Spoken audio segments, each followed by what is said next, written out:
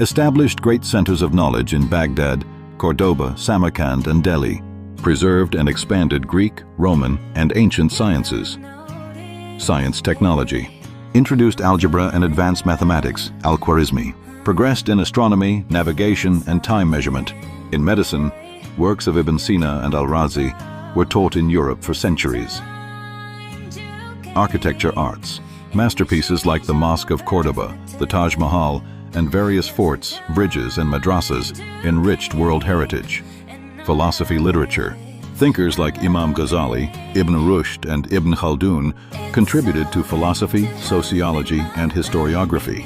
Arabic, Persian, and Urdu literature influenced world languages and poetry.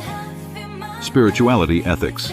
Islam spread the values of equality, justice, peace, and human brotherhood, laid the foundation for women's rights and gradual abolition of slavery. In short, Muslims gave the world knowledge, civilization, justice, and spiritual guidance.